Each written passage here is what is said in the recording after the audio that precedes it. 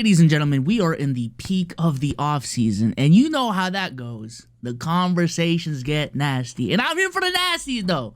I'm here for the nasties. Listen, the debate of the town is Chris Paul versus Kyrie Irving. What prompted this?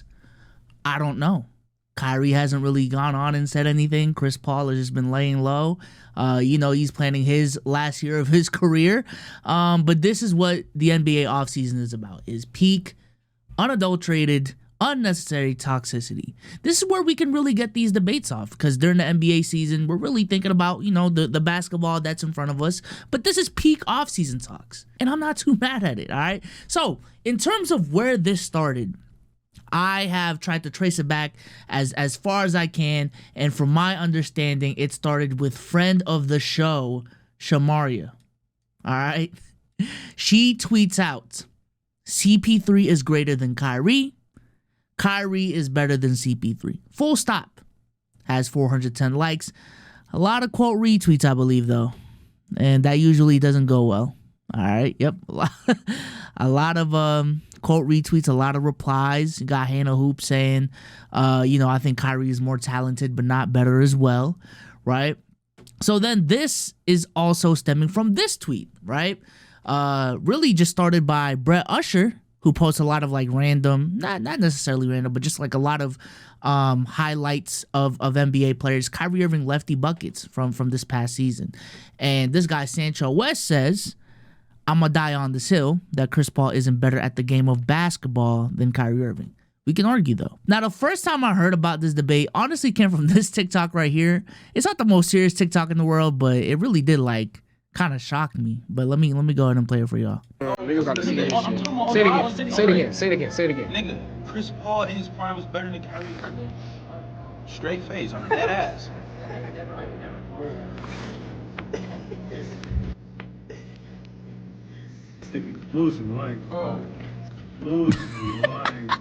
Now, this video is from April.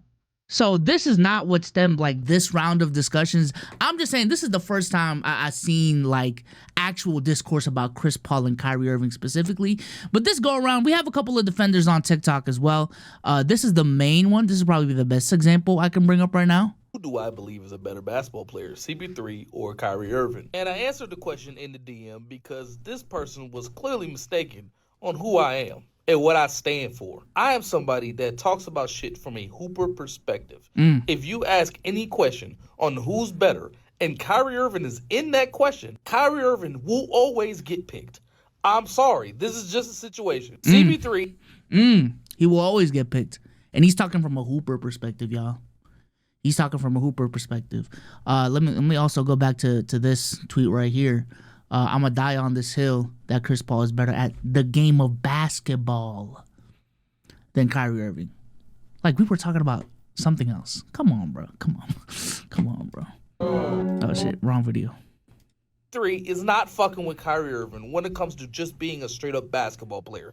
And I'm sorry to say this. CP3 is a pick-and-roll pass-first guard versus Kyrie Irving is a combo guard that can play off the pick-and-roll, pass well if needed to, but also could cook anybody on the planet in a one-on-one situation. And to even take this further, the best version of both of them is Nets Kyrie.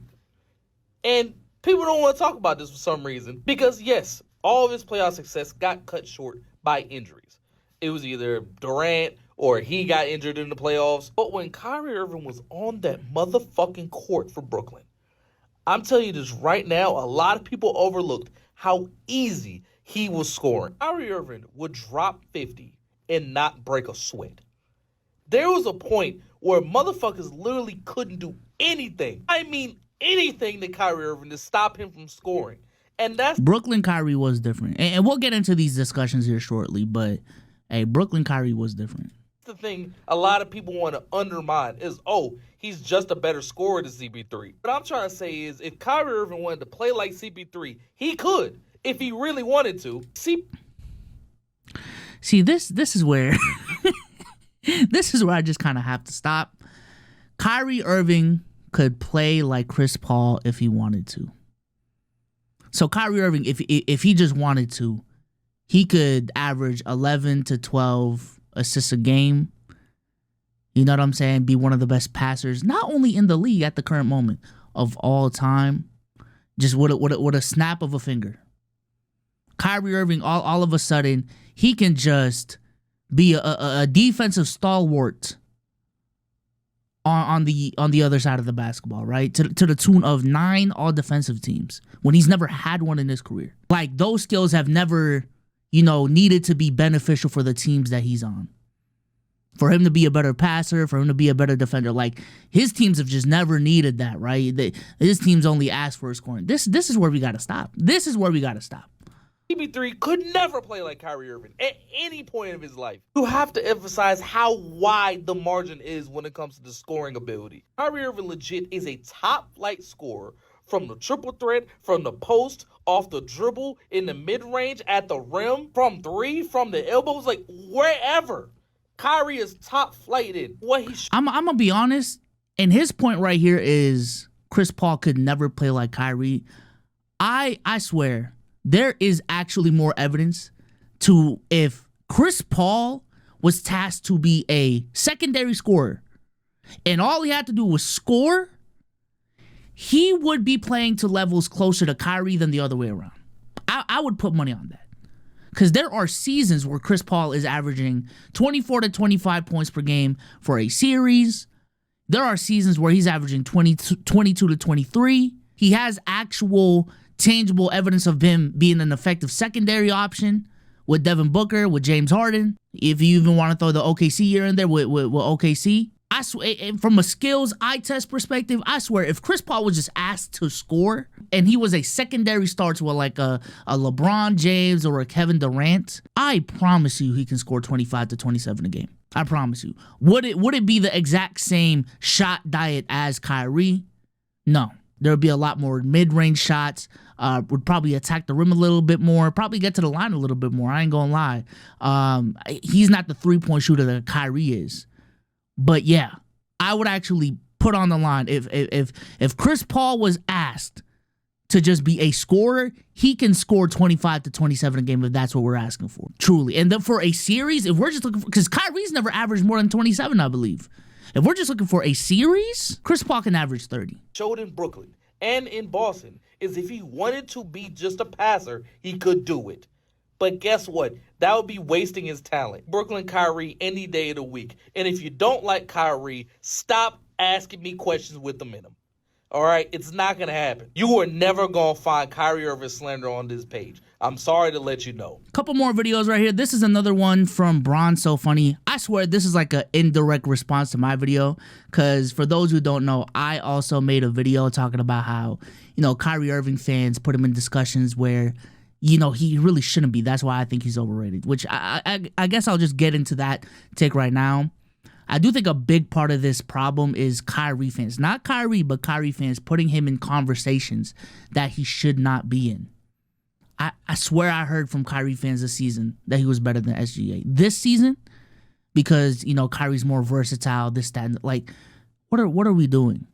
You know what I'm saying? Y'all, like, when it comes to the best scorers of all time, y'all want to hang on to that eye test and, the word skill and pure hooper word so much when it comes to those conversations. You know what I'm saying? He's definitely one of the greatest scorers of all time. But I'm sorry, there is a tier between Kobe, KD, Steph Curry, you know what I'm saying, Michael Jordan, that tier, and Kyrie. He can't just jump that conversation because of the eye test. I'm sorry. Like, with this discussion with Chris Paul, for years I heard the Steph Curry-Kyrie conversations.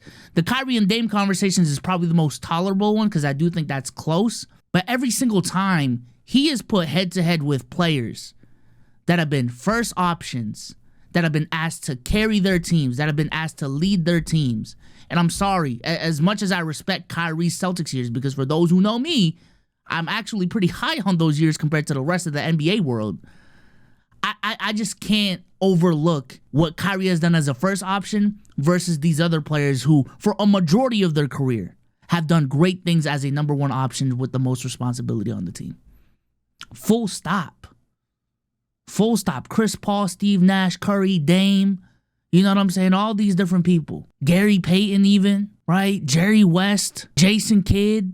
The resumes, it's just too much. And then we also never talk about Kyrie's failures after 2016. We never do. You know what I'm saying? I'm not even bringing in availability into the discussion, which I do think is a valid point. But oh my goodness, it just gets to a point. It just gets to a point. But let's go ahead and watch this video right here. About all these Kyrie conversations that really makes me mad is people say Kyrie fans always put Kyrie in these conversations. No, the fuck we don't. We never, like, when Tyrese Halliburton was popping off, is Tyrese better than Kyrie all time? When Shea won his ring, is Kyrie overtaken by SGA now? When Chris Paul announced it was going to be his last year playing, who's better, Chris Paul or Kyrie? We don't start these conversations.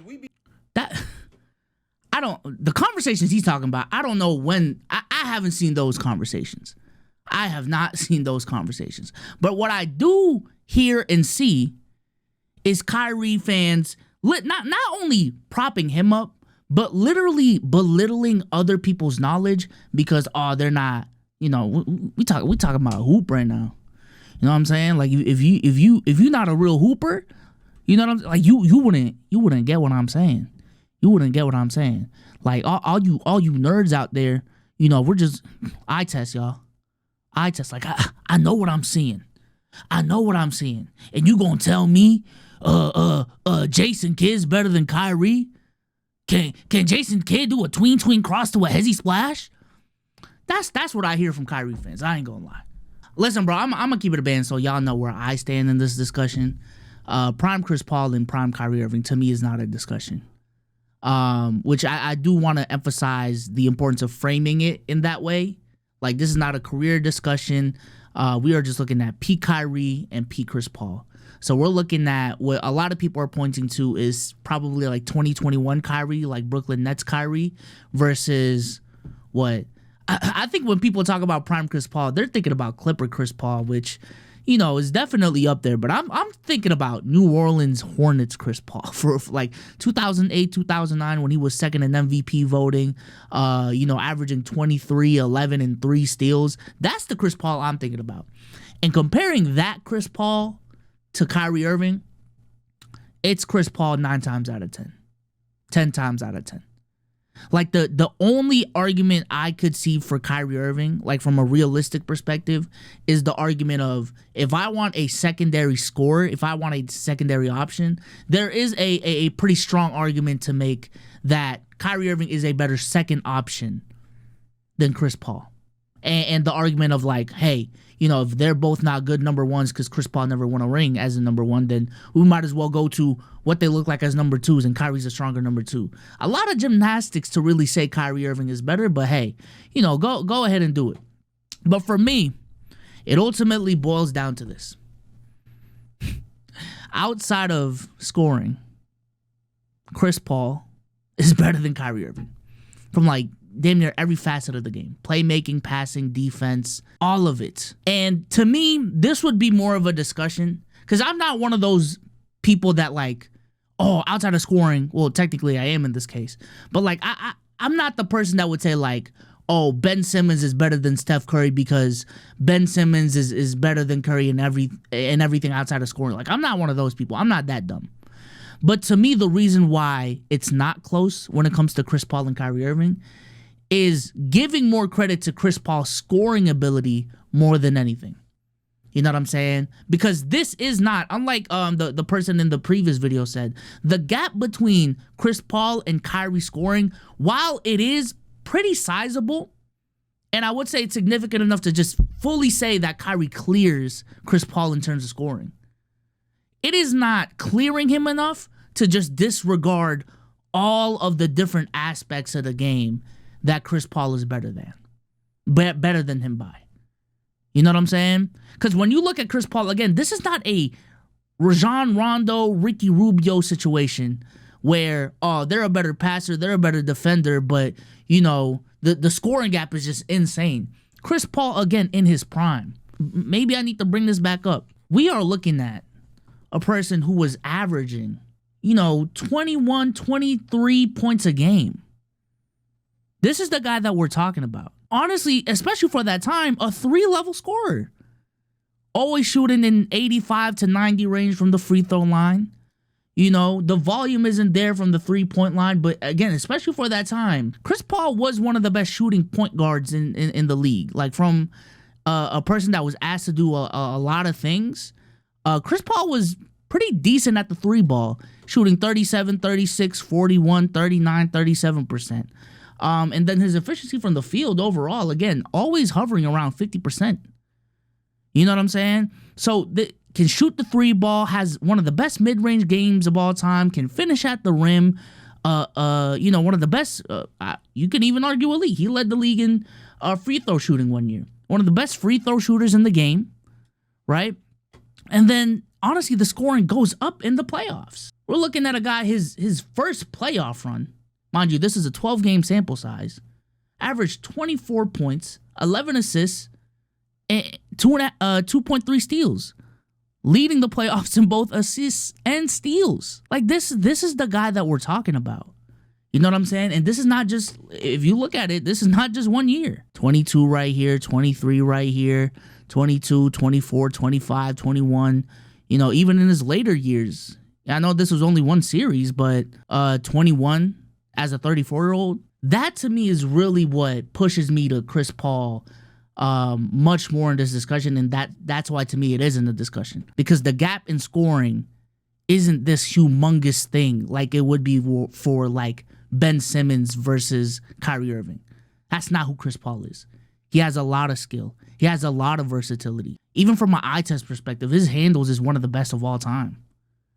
You know what I'm saying? So I would even go as far as to say that if this discussion was Jason Kidd and Kyrie, I would accept that debate more than Chris Paul and Kyrie. You know what I'm saying?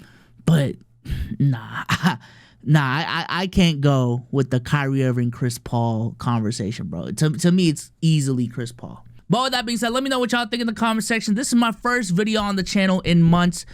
Do expect more videos from me, not only leading up to the season, but just in this NBA season as a whole. I think I just needed a gap year, y'all. I think I just needed a gap year from NBA YouTube, NBA content creation, but I think I got that fire back. And I'm excited. I'm excited. I have a different vision this time. I have a different outlook on things this time.